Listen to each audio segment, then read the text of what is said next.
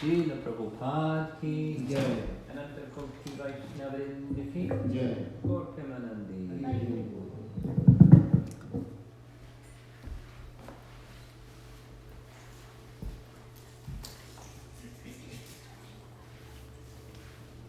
Feels a little different, but this is our Sunday feast program. So welcome everybody, whoever's online. Can they see the screen? Yes. They can see? Yeah. The remote people can see the screen? Please, yes. Testing that actually. Okay, just a second.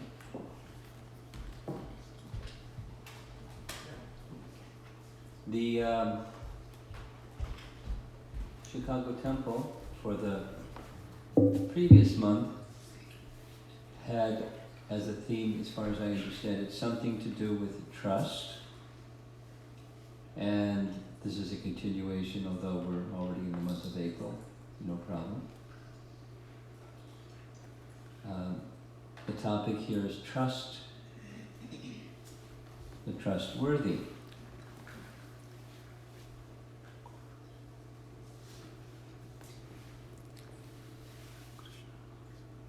Trust isn't the same as faith. They have some overlapping features. To go forward on anything that you do, walk across the floor, there has to be some trust that the floor is going to hold your weight. You're not going to fall through the floor. So there's some confidence based on something. Lots of people walked across the floor before you and they didn't fall in. So probably safe and so forth. But, now in relationships, ultimately the supreme trustworthy one is, we know who? Krishna, the supreme of everything.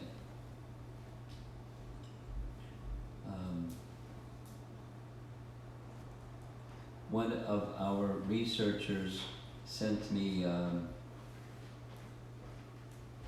text written by Vedanta Deshika. You've heard his name before? Vedanta Deshika? Yes. He's the principal acharya in this group. After Ramanujacharya's life, they had some dispute. And then the dispute resulted in two groups, or you could say schism or something. And one group said, in the process of surrender, you just once, like Ram said to Vibhishan, just once, business finished, back to Godhead. Prapati it's called. And that's just one group. And Vedanta Deshika is of that one group. And then there's another group that said, no, it's an ongoing, it's not just a one time. So it's a relationship of submission. It's not an event of submission. So there's another group. But one of the principles of this Prapati or surrender, because they also use Sharanagati, both groups. Same, because we've been speaking about Ramayana, one of the essential items in surrender is the person is worthy of surrender. That is, they have the Shakti, they have the disposition to give shelter to those that are lesser than them. Guru Maharaj, in online they are asking to speak closer to them. Thank you.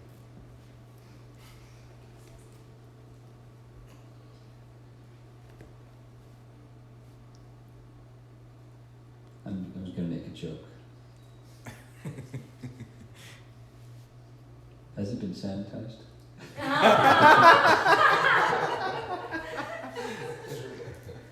Yes? No, No, but Guru it's Maharaj. true, right? There's a sanitizer. Put some on a cloth and put the cloth over this thing. I want to be a good boy. Nobody can say he's not being a good boy. There's some people out there that are worried about what I'm doing.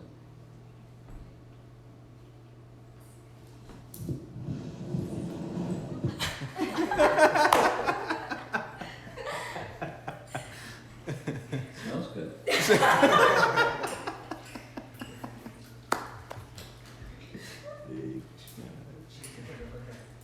Yeah, she's going to take care of it.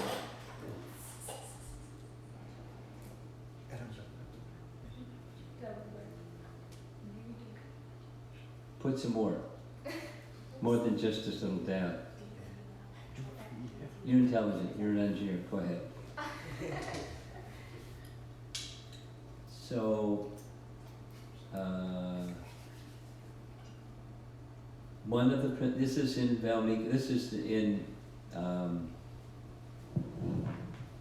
the explanation of the process of surrender. Just do it. Yes, okay. You know the motto. Not me, over here.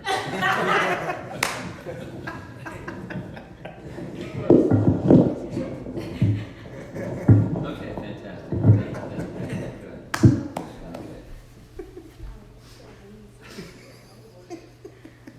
So he's going to chloroform me or something.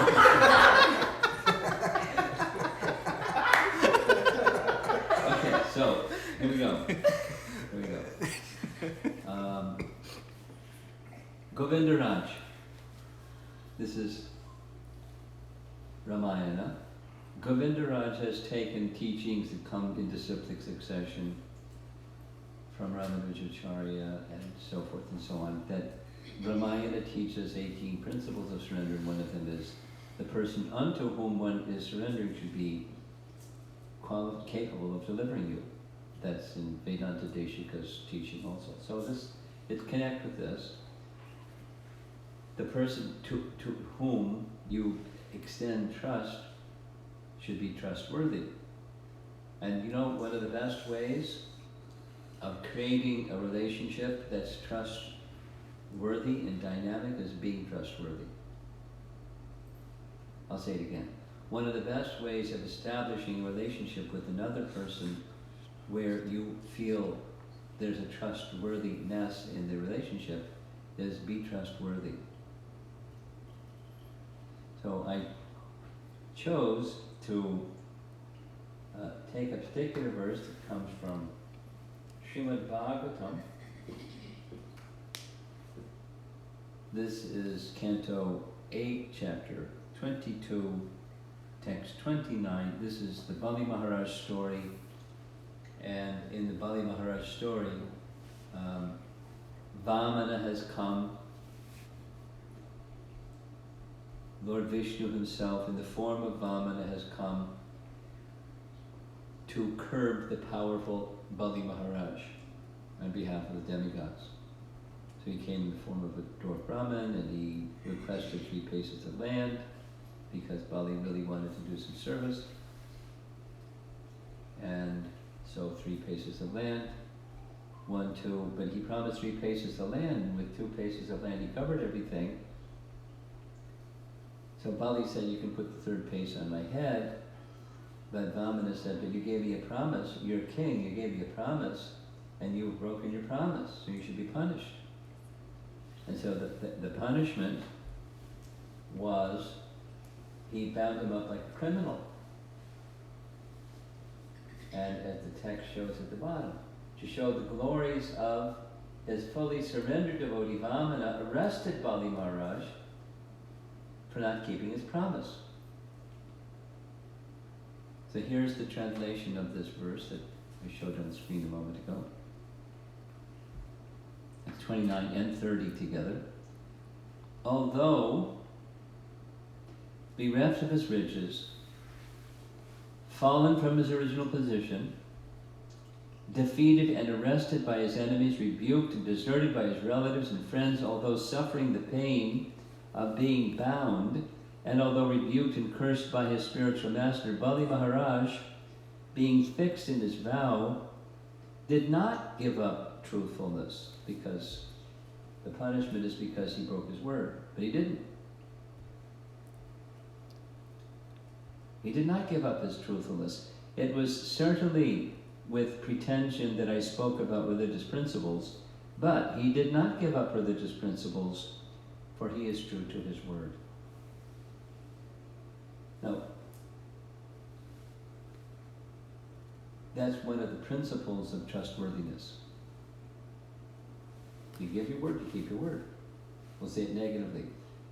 Someone that gives their word and you can't count on it at all. What's that? That's, you don't trust that person because they say X and who knows if it's X.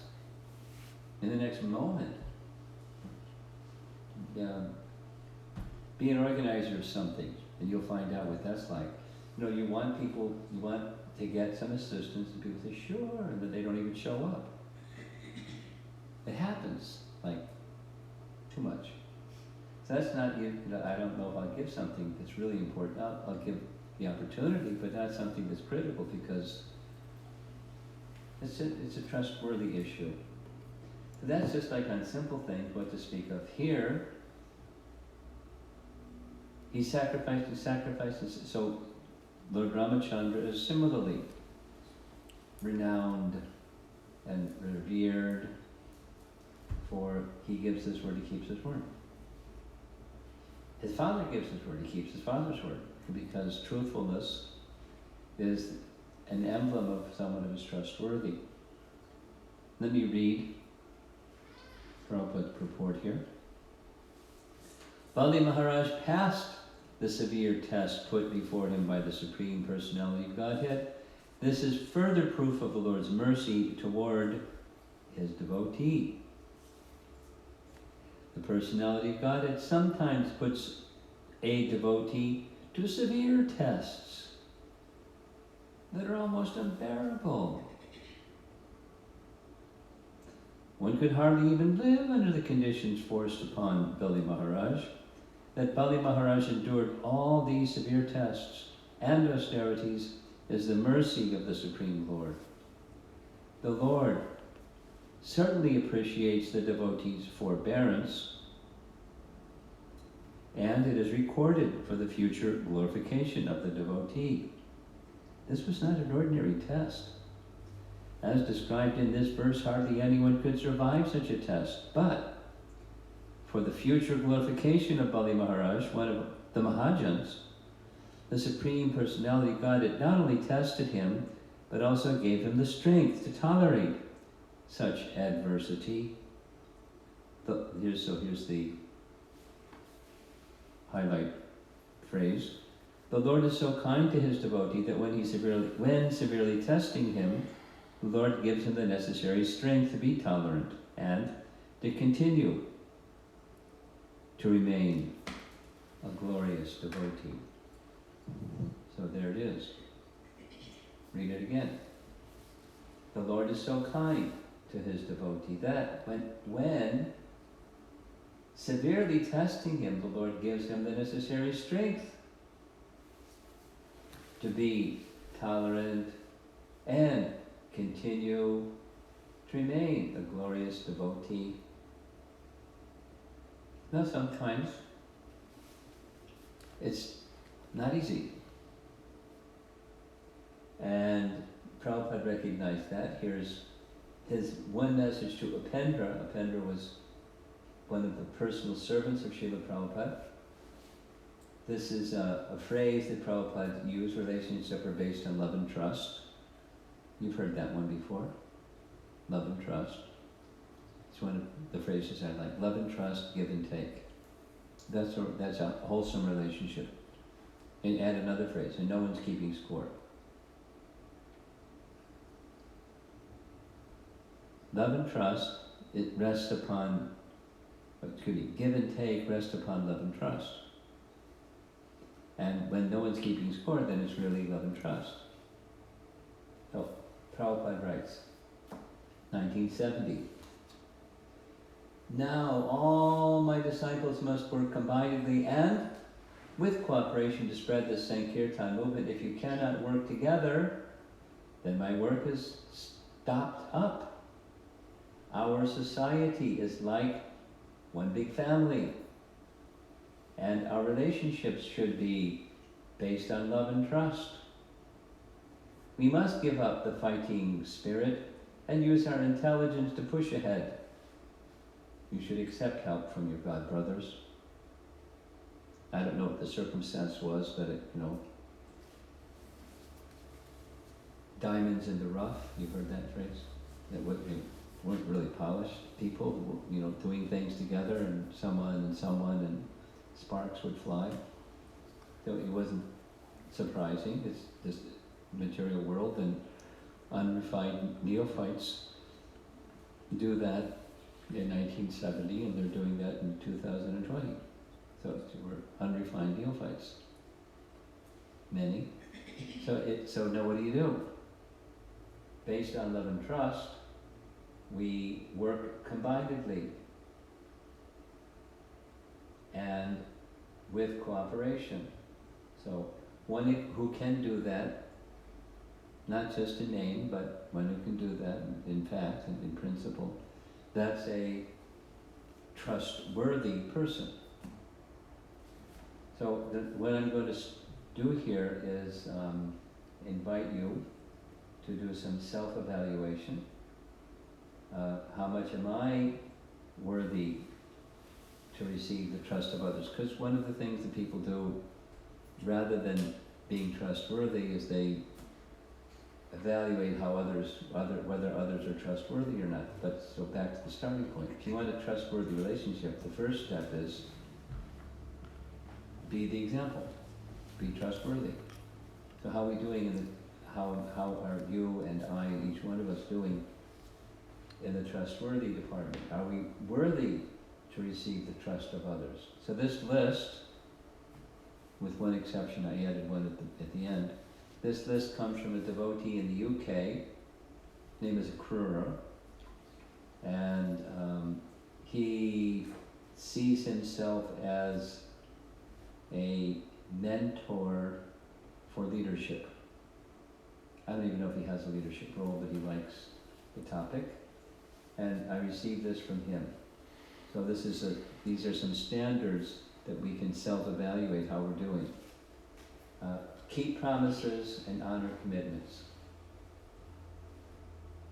That's like the Bali Maharaj or the Ramchandra or any other scriptural example. You commit to do something, you keep your word. So not only like the really high ones, like vows of initiation and marriage vows and those kinds of things, but like, we'll be here at 5:30. No, I don't need to elaborate. Indian Standard Time, it's like, and that's not trustworthy. It means, you know what it means. I'm important and you're not so important, so you can be there on time, that's okay because you're not so important. I'll come when I want to come because I'm important. There's a meeting and people are waiting. Anyway,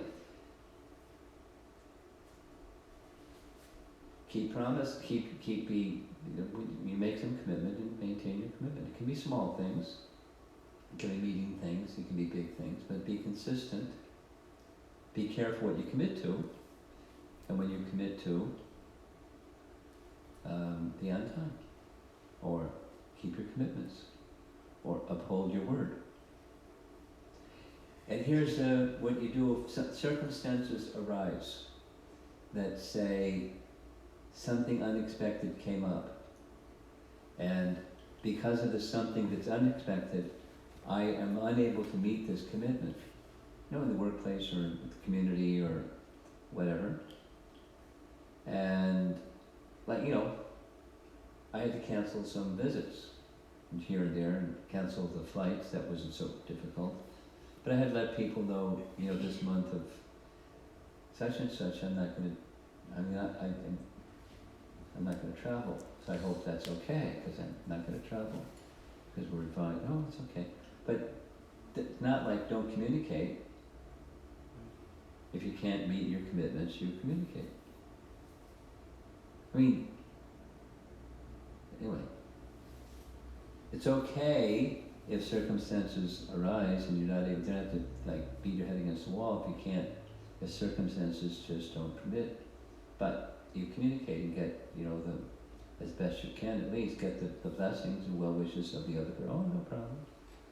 I understand. Keep promises and honor commitments. That's a way to earn trust. Acknowledge and apologize for my mistakes.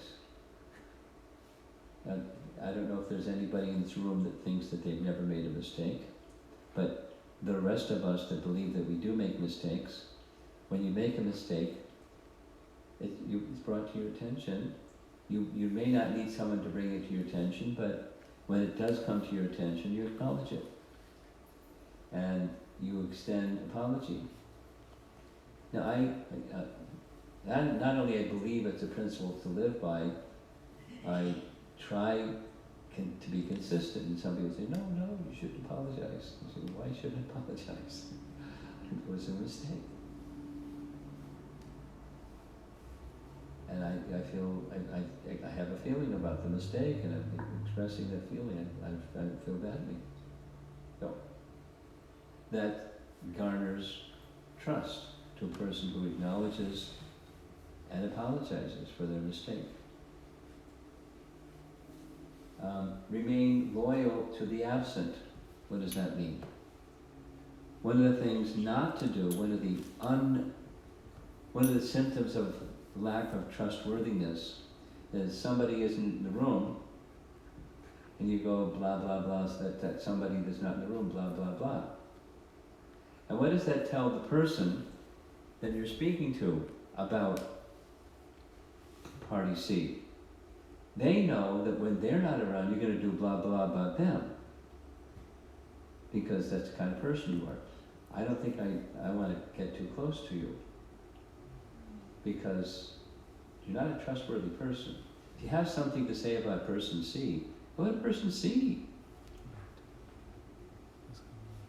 And if you don't feel that person C can hear what you have to say, find out another method. Go to, the person who's close to person C, or the authority of person C, or it's super soul in their heart, or, but don't come to me about person C. Because I know that's what you're going to do in relation to me. When you're with person C, you're going to talk bad about me. Yes. And then the next person, the next person, the next. So, one of the ways to demonstrate, you can look at yourself, and do you ever do this? Remember that we had it at our January get-together, there was this application exercise that said, when you, at the end of the day, look at decisions you made or actions you did or things you said, and does that align with your values? And if not, what did it align with? And try to align your choices with your values. So this is a value. It's an important value to be trustworthy and to earn the trust of others. And then you can have a trusting relationship. Okay, so 4, share information, both positive and negative, with people who need it. Now, confidentiality has its place, and transparency has its place, and people that need information, you share information. Now, some people don't like that.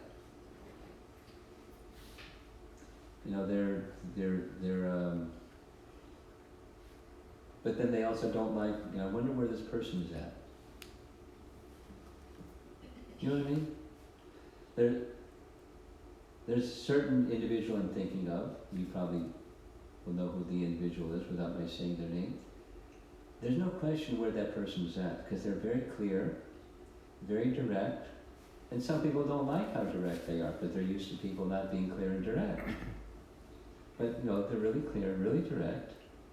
And if they feel something, they'll think about it and say it directly to person A, not to person B about person A.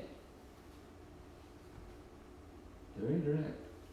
And then you don't have to, I wonder, what's up with that person. That you know exactly. You may like or not like what they said, etc. But they're information with persons. It's not like everybody in the universe, they go around talking blah, blah, blah. I have this feeling about such and such. But they'll speak directly to the person. And where it's impactful on the life of somebody, you make your best effort to share both positive and negative information with people who need to know. That is to say, that information is going to be impactful in their life. It's a principle that garners trust. How well you're doing in that department. Involve people in decisions that affect them. Kind of obvious, but some people are authoritarian, and some people are just, they're democratic, and some people are confused. But, so there may be somebody that's kind of the system that Prabhupada modeled for us. He very clearly was the authority. But he would ask people. My sense is he was modeling, here's how you should lead. But so he would ask people, what do you think? And then sometimes devotees would say, whatever you want, Prabhupada, that's what I think. And he would get a little irritated and say, no, I want to know what you think. He was going to make the decision, but he was consulting, involving people in the decision-making process. At least my understanding is, he was modeling how we should make decisions. That is, you involve people in the decision-making process. You may be the authority, you've got to decide. But you involve them in at least consulting, what do you think, what do you think, what do you think? You involve, here's the goal. What do you think are some of the best ways to reach the goal? And it's nice, you find some really creative ideas of how to reach the goal that were not necessarily thought of by you, the decision maker. It has some boundaries, and stay within these boundaries, and what are the ways to get to that goal?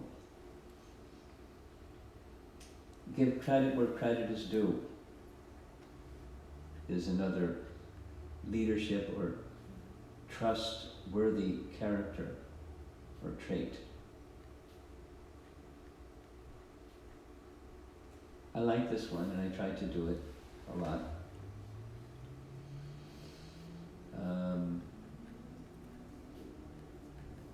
Here's one example. I get requests now and then, more than now and then. Can I have a copy of that presentation you just made on da-da-da-da-da? And so in the course of making the presentation, I will often say, I didn't do the graphics for this, but just for your information.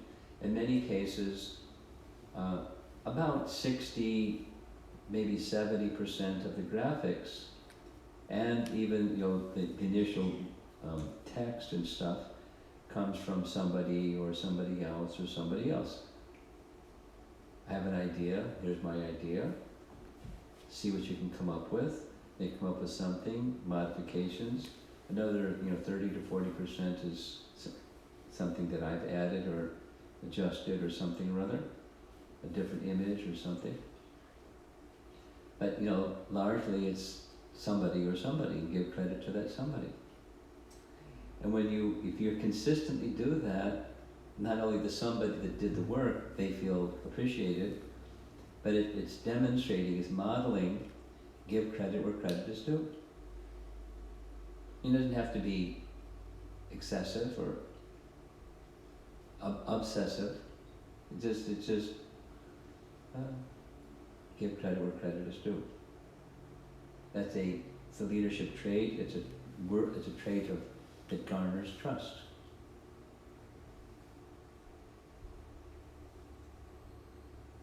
Seven. There's only 9 of these. We're going to run out of space anyways. And this is the final slide.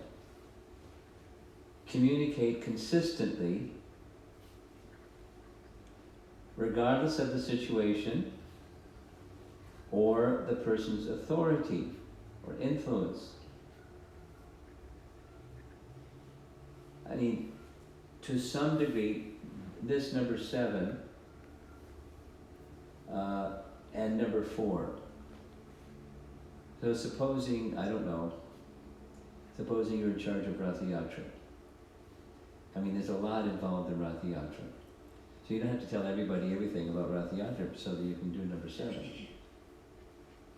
But the need to know people need to know. And the people that don't need to know, you don't have, but you don't say something to this person, then something different to that person, and yet something different to another person. Be clear what your message to communicate is, and communicate consistently. You may disclose more to the person that has to prepare the feast for Rath Yatra, specific to the feast for Rath Yatra, than everybody else about, the feast for Rath Yatra. But other than we're going to have a feast, we're going to cook for X number of people. So those are just some examples, but be consistent. You may disclose more to a person that's in the need to know, they need to know more. But avoid duplicity. Say one thing to one person, something different to another person, and something yet different to yet a third person.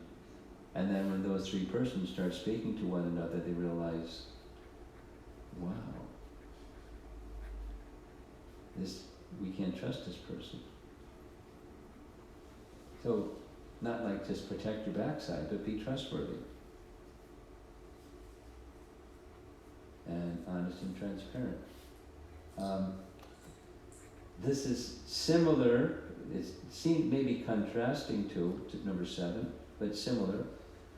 Certain sensitive information and confidential information is to be maintained.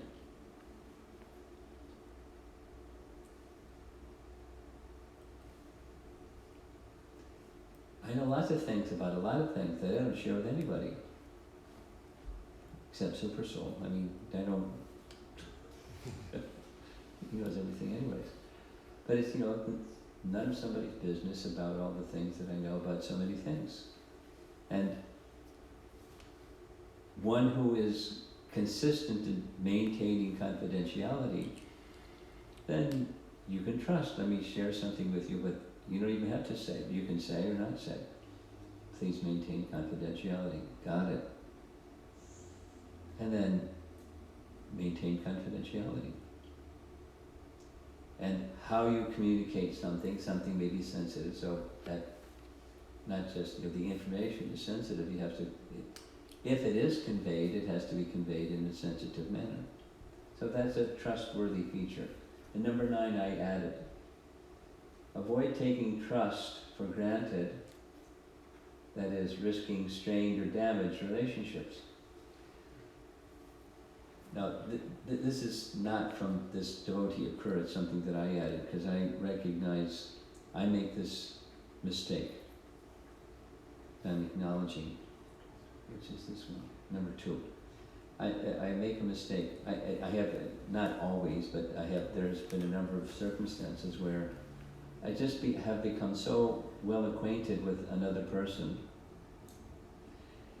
I just assume, without doing the other 8 things in a consistent manner, the relationship is so strong.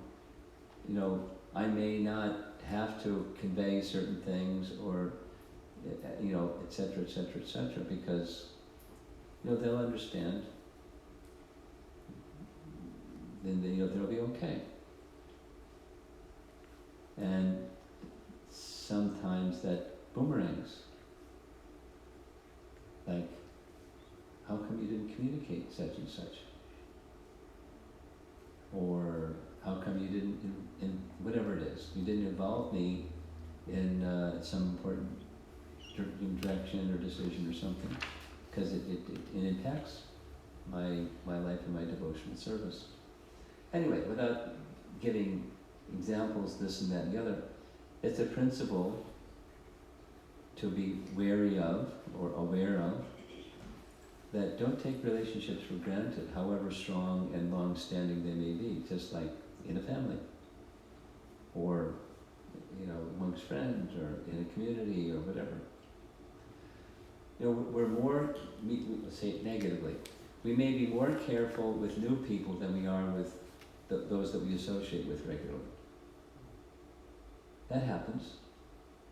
We're like, delicate and careful, and we invest in new relationships, and then the long-standing relationships, we don't invest so much in them, and etc. That happens. And some people start to wonder, hey, what happened? I checked out.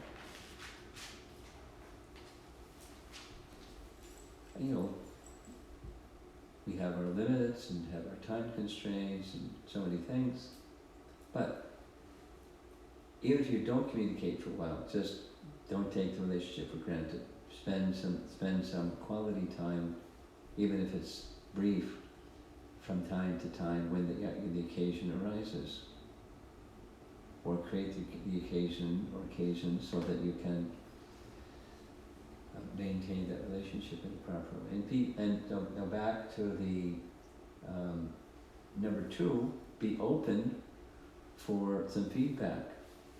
And when feedback comes, acknowledge the feedback. I mean, you may say, well, it wasn't quite like that, it was like this, but I understand this is how you're feeling, and gee, I'm really sorry that you're feeling that uncomfortable feeling, and I'll try to do better. So,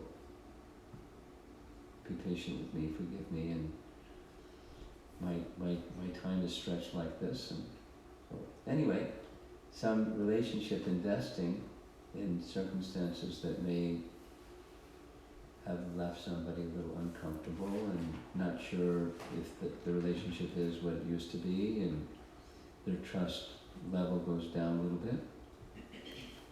It happens.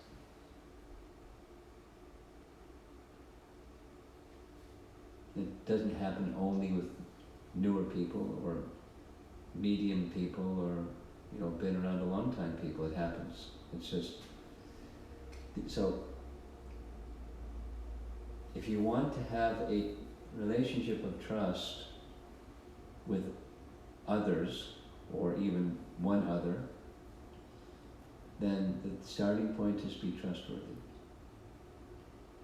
And as you are trustworthy, then you're more likely to have a trusting relationship with someone else. You don't spend all your time evaluating how are others doing in these departments. Spend time and see how you're doing in these departments, so that you're worthy of another's trust. And that'll help bring a relationship or relationships in general up. You may be selective. My capacity is not so great, so but I want to have good relationships with some close people. And your best way is be trustworthy. That's the message for this Sunday program. That's the last slide.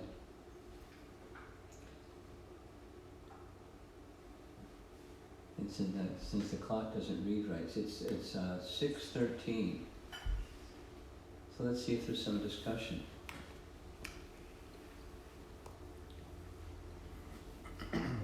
Yeah.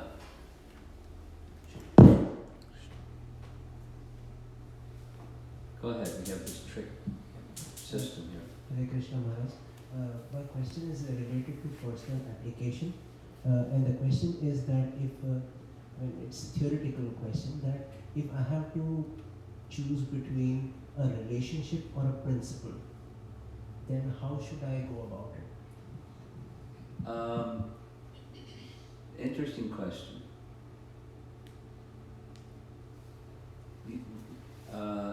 Why does it have to be either or? Your question is, if I have to choose between either or, how do I choose? My reply is, why does it have to be either or? Meaning, I'll speak personally, I place relationships way up here, but to place relationships way up here, I'm not prepared to compromise principles. Not details, but principles. But relationships are way up here and consistent with principles. So why either or? If you have something specific in mind that you think is, you can share publicly, that's fine, but why does it have to be a choice either or? Sometimes, Maharaj, we get into a situation where, like I'll give example of my children.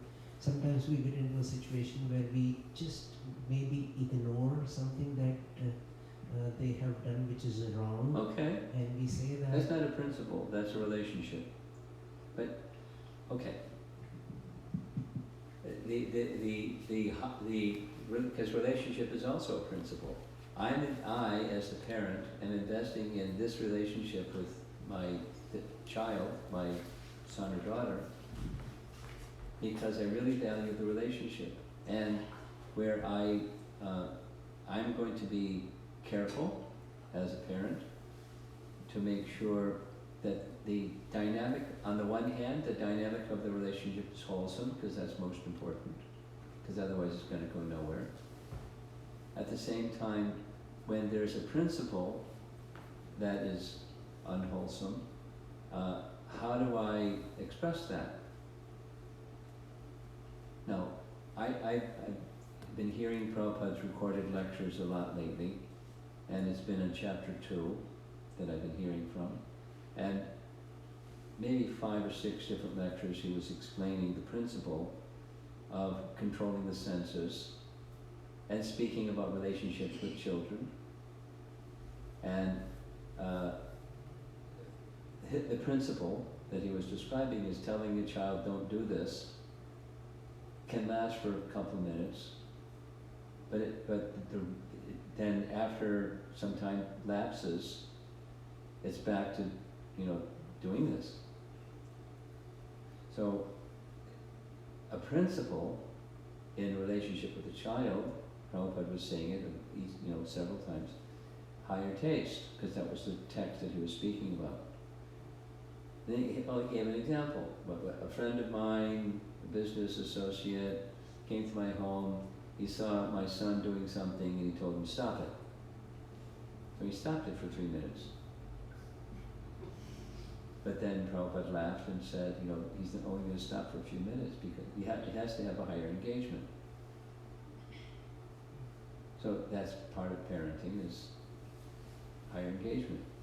But, supposing the answer is, by behavior or by word, no. No, then one has to be prudent about where you draw lines and where you don't. Just be accepting, presently. That's the behavior. I mean, parenting is a complex thing. But let me invest in the relationship. Let me invest in activities that are of the higher taste nature. And see what happens. And you'll be patient and mature.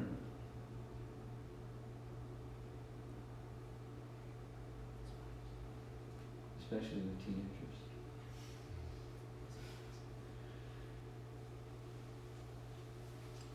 Anything else?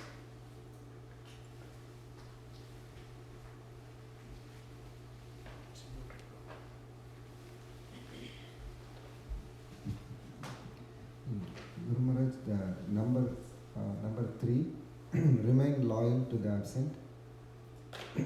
we can speak good things about. Oh yeah. Oh yeah. There's somebody, when I was growing up, there's somebody, their personality trait was, as soon as there was somebody in a group and they left the group, they'd immediately start, oh, that person is so wonderful, this quality, this appreciation. And then the next person will leave the group, oh, this person is so wonderful, this quality, that character, this trait. That's not being disloyal to the absent.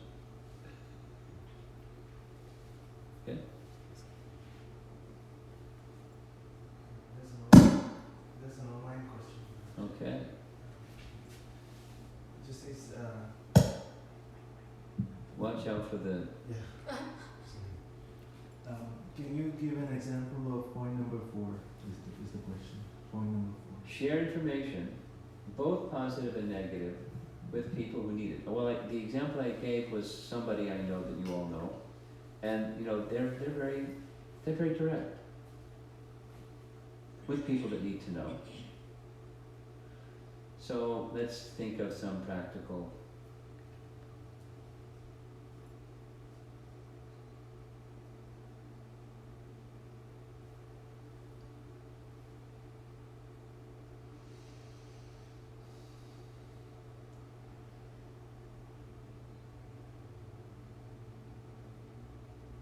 I'm thinking of a particular devotee in Houston, Texas, Houston Temple. His name is Chirag.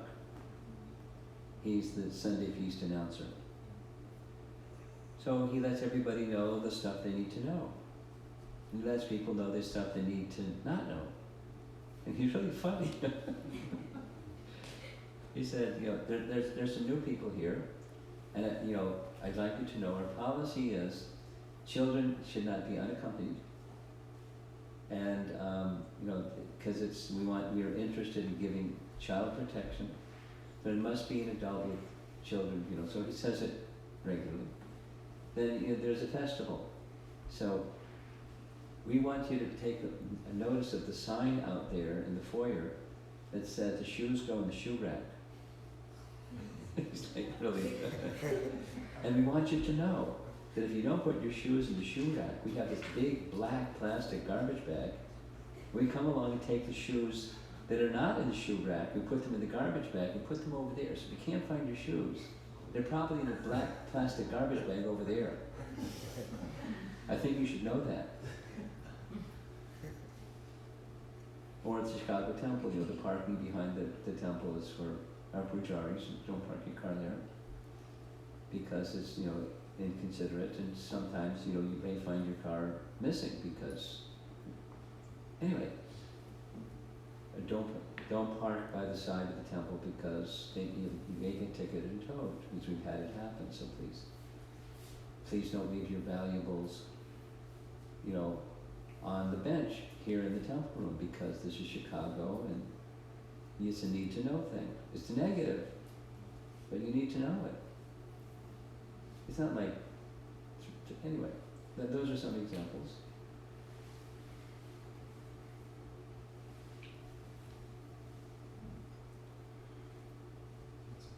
Well, that's it. Okay. I'm sure there's other besides these temple announcement kinds of examples, just in relationships.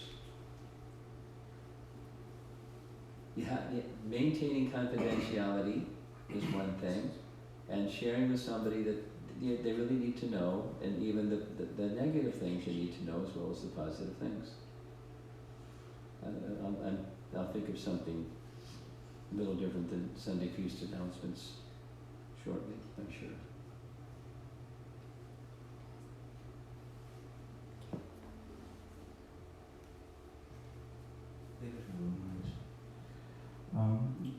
I have a question on point 7, being honest and transparency. Like, I always personally try to be honest and transparent, but sometime based on my past experience, what happens is, in some situation, if I'm honest and transparent, the other The receiving person, party. the receiving party feel bad, upset, and even though I would have done my homework to make sure I communicate very nicely, not thinking about me but thinking about that person, and then I try to communicate it very nicely, but irrespective of, because of the subject, like what I'm communicating, because of I'm familiar with the territory. So one of the things that is important for you and me and each of us is we are not responsible for someone's emotions. We're responsible for ours. I'm responsible for my emotions. Now, and I'm responsible to convey things in a appropriate manner for the time, place, circumstance. Even when I know that the reaction may not be, pleasant. Now there are some times when we don't convey unpleasant. Here's an example. When Vidura returned to Hastinapur, he didn't tell them the Yadu dynasty departed. He didn't tell them. He knew. How is everybody? And he didn't tell them. Because they would have, there's a Chanakya, Prabhupada would quote, there's a Chanakya Pandit saying, don't be the deliverer of bad news. Now the internet is just filled with people delivering bad news. Not only, CNN, it's just like communications, Facebook, emails, and however people. So, but the deliverer of bad news results in the person who is delivering the bad news, some unpleasant feeling goes to the deliverer of that news. It's unintentional. So there's a discriminating factor that has to be operating, and if you don't have discrimination, then you're going to make mistakes. But what you described to me is you're being conscientious, and people own their feelings. You don't own their feelings. You're not responsible. Here's a situation that just came up.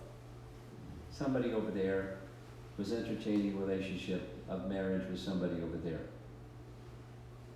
And after some time, they realized this isn't going to work. But the second party had already some neediness towards the person that was not so comfortable with the relationship. So by conveying that to them, there'd be some unpleasant feelings.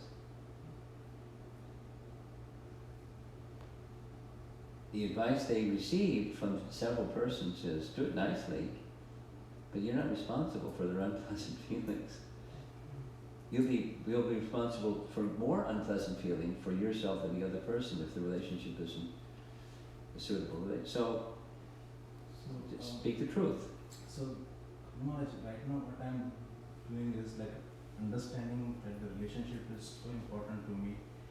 I don't say that, but I feel guilty that I should have been honest, but I'm not able to. It's not that I'm saying something but I need to share this. I need to talk on this topic, but I'm not able to because, Because why?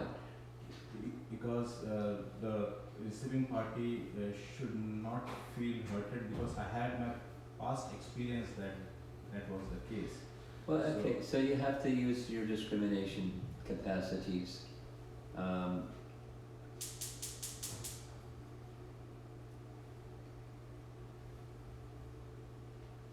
But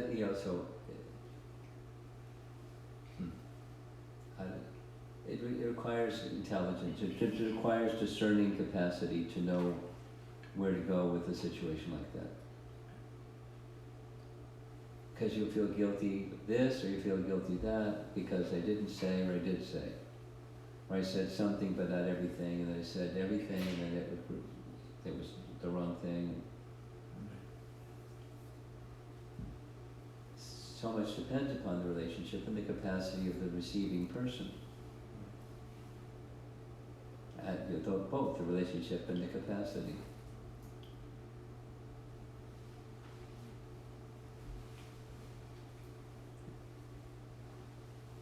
And then there's another factor, that is choosing the right time, place, and circumstance to convey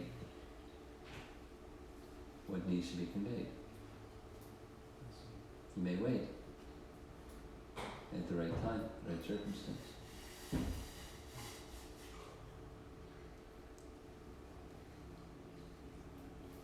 Go ahead. There's one more question. He has one more question. Okay, and you have one more. I have a question. She has one. Okay, she has one. Manoj, one more thing, like in the office, sometime it really hurts to talk, like not to be truthful. It's very painful. But in office, circumstances are there where my manager whom I'm reporting, they ask me, you have to say lie because that's how we can get this done. So in that circumstances, I'm in a dilemma. Is at my duty what I'm doing, or like I'm not able to understand what I'm doing, and I really feel very bad about what I do. I would too.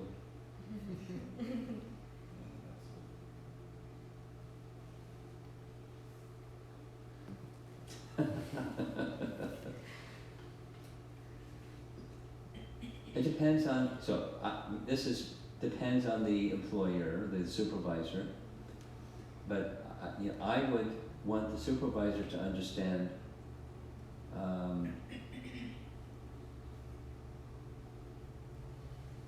this is my nature, and there's two options. Get the job done and not tell the truth, or tell a lie. Or over there, don't tell the lie and the job doesn't get done. Then maybe there's a third option. Find another way to get the job done. Or maybe the fourth option. Find somebody else to tell the lie. Doesn't mind telling lies.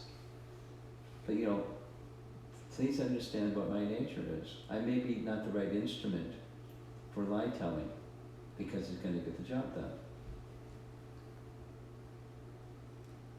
In this world, anyway, so it depends on the so many things. The employer, what is you're being asked to say that's not truthful.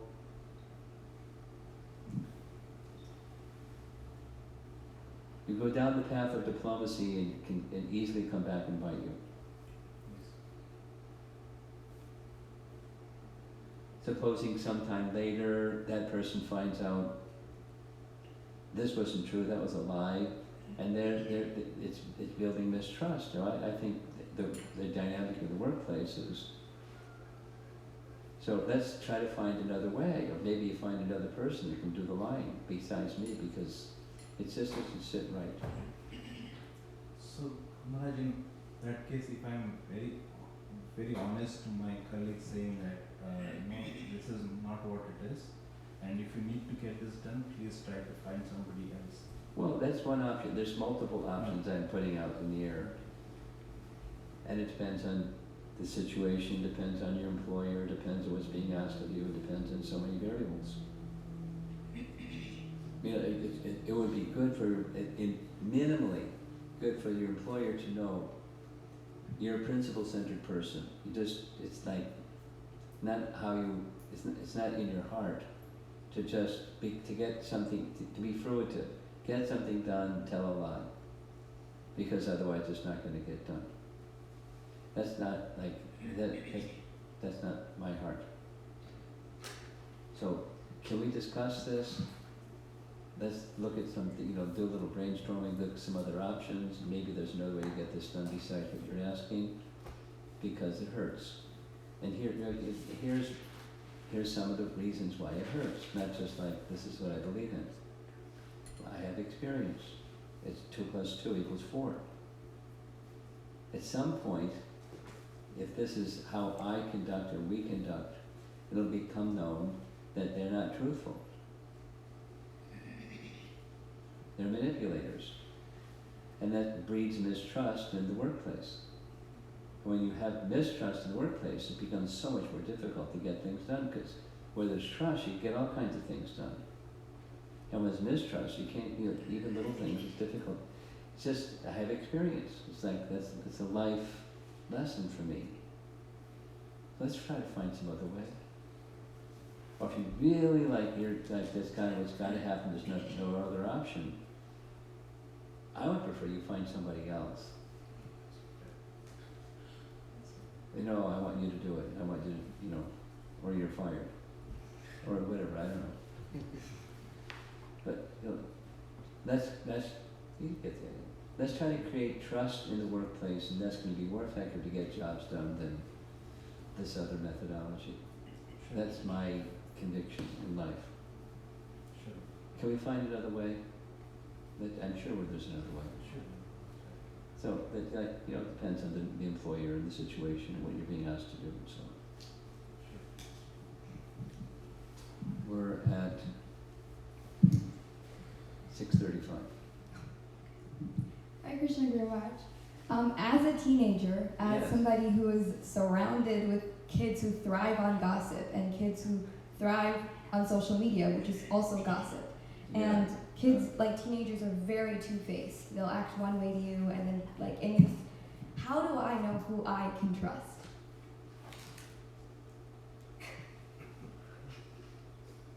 Well, the starting point and the ending point of what I spoke is, the first step is be trustworthy. And these are some of the trustworthy items. And the more you are being trustworthy, you'll be able to discern who else is trustworthy, because you're not only reciting like catechism these principles, but you're living by them. You're aligning your words and your actions and your choices by these principles of trustworthiness. And then the light will be on inside, and you'll be able to you have the discerning capacity better who's trustworthy.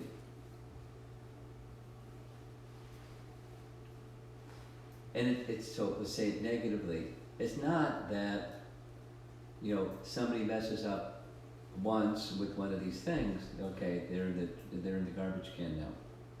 But if there's a consistent pattern of one of these things, that tells me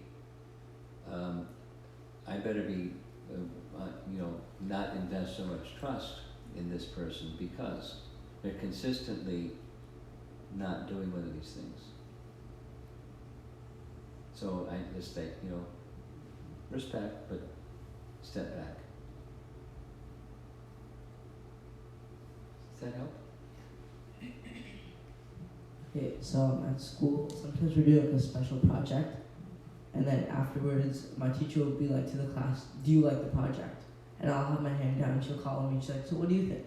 And I'll honestly not like the project, but if I say yes, if I say no, I don't like the project, the teacher will look at me in a different way. Well, the kid that did the project will also look at you in a different way. Or it's her project. It's like a project she assigned. She thought it'd be like A project that she assigned, so how do you like the project? I didn't like the project. Okay, well,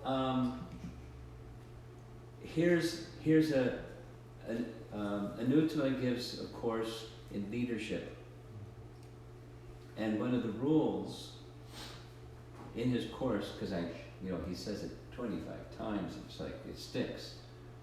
Appreciation, room for improvement, appreciation. You've heard that one? When you're giving feedback, it's this kind of this wasn't so good. It's not just diplomacy, it gets the message across in a more palatable and effective way. Well, let me say some good things, and let me say some room for improvement things, and some good things. In one sense it's diplomacy, but it's probably not like the entire project is garbage. I thought that was really effective, and that was really, that was sweet. And here's some areas of improvement. And then, you were really creative. You came up with an interesting way to approach the project. But so you're not just throwing tomatoes at her.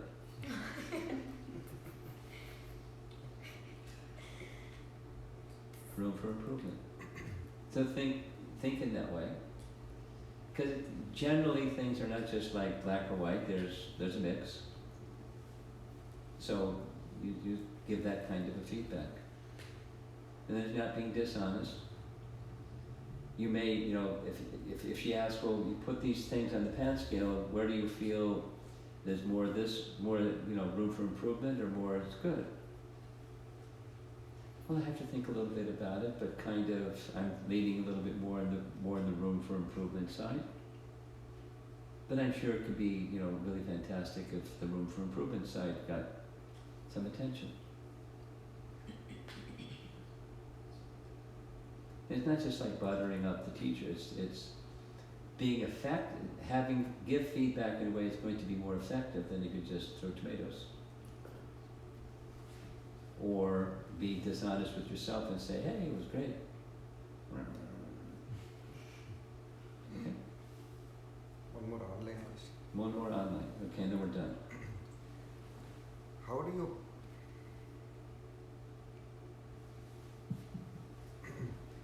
How do you balance empathy with transparency in new relationships, especially in situations where you need to reveal your heart, but the other party is not ready to hear what you need to say? So don't reveal your heart when they're not ready to hear what you have to say. Be patient for the right time.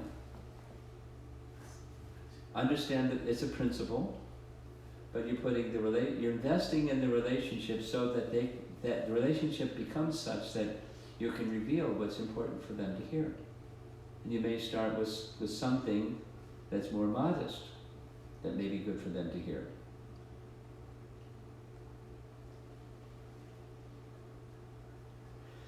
Here's an example. Somebody was sharing with me, I go around telling people they should stop eating meat. Just the way that they wrote it sounded like they got a stick in their hand and going whacking people with a stick in their hand. It's not that they're wrong, but going about it in a way that's not going to be so effective. So you may wait for the right time by investing in the relationship so people can understand you're their well-wisher and you're a trustworthy person, and when you speak something, you're speaking it with discrimination and with some degree of finesse and sensitivity to the other person. And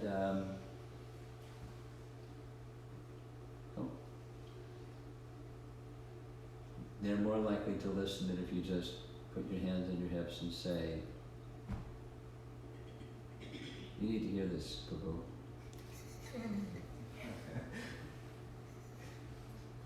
I saw you put your Bhagavad Gita on the floor. And we don't do that here. I know you're a new person, you didn't know the thing, but we don't do that here.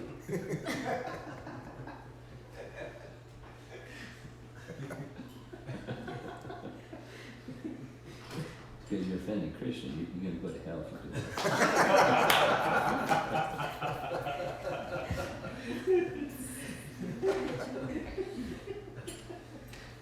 So don't do that again, okay? I'm your well-wisher.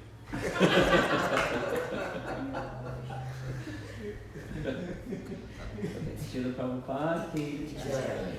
Soul Mr. Ramapal Swami Maharaj ki Jai.